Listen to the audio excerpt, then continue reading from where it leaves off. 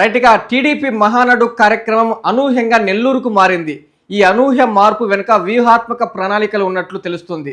ప్రతి ఏడాది కంటే ఈ ఏడాది మరింత రెట్టింపు ఉత్సాహంతో నెల్లూరులో ఈ మహానాడు వేడుకను నిర్వహించాలని టీడీపీ నిర్ణయించింది. మహానాడు కార్యక్రమాన్ని తెలుగుదేశం పార్టీ కార్యకర్తలు, నాయకులు ఒక వేడుకలా జరుపుకుంటారు. ఎన్టీఆర్ జయంతిని పురస్కరించుకుని నిర్వహించే ఈ వేడుక అభిమానులకు ఒక పండుగ వాతావరణం అనే చెప్పాలి. తొలుత మహానాడు సభను ఉత్తరాంధ్రలో నిర్వహించాలని భావించినప్పటికీ తాజా రాజకీయ పరిణామాల నేపథ్యంలో వేదికను నెల్లూరు జిల్లాకు మారుస్తూ నిర్ణయించారు. ఈ నిర్ణయం వెనుక టీడీపీ వ్యూహాత్మక ప్రణాళికలు ఉన్నట్లు తెలుస్తుంది. 2019 ఎన్నికల్లో నెల్లూరు జిల్లాలో వైసీపీ క్లీన్ స్వీప్ చేసింది. అదేవిధంగా 2024 ఎన్నికల్లో కూటమి పార్టీ జిల్లాలోని మొత్తం అసెంబ్లీ స్థానాల్లో విజయం సాధించింది.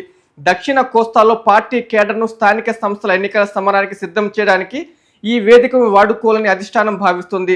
ప్రస్తుత పరిణామాల ప్రకారం నెల్లూరులోని అనువైన ప్రదేశాలను పార్టీ ముఖ్య నేతలు ఇప్పటికే పరిశీలిస్తున్నారు. లక్షలాదిగా వచ్చే కార్యకర్తలు మరియు నాయకులకు ఇబ్బంది కలగకుండా ఉండేందుకు మైదానాలు, రవాణా సౌకర్యాలను జిల్లా నేతలు పర్యవేక్షిస్తున్నారు. మే 3వ తేదీన వేదిక డిసైడ్ అవుతుందని యంత్రికి సమాచారం అందింది. మొత్తం మీద మహానాడు నెల్లూరులో నిర్వహించడం ఇదే మొదటిసారి అవుతుంది.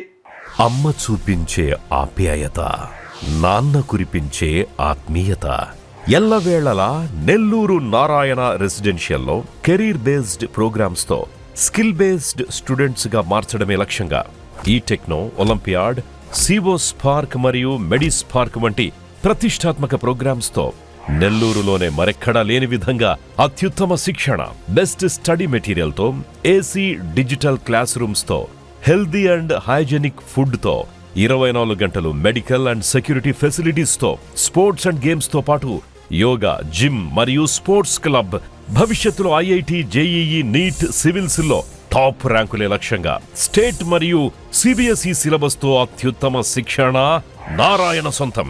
బాలబాలికలకు వేర్వేరుగా హాస్టల్ వసతి కలదు. అడ్మిషన్లకై సంప్రదించండి. Narayana residential schools, Dhanalakshmipuram, Nellore.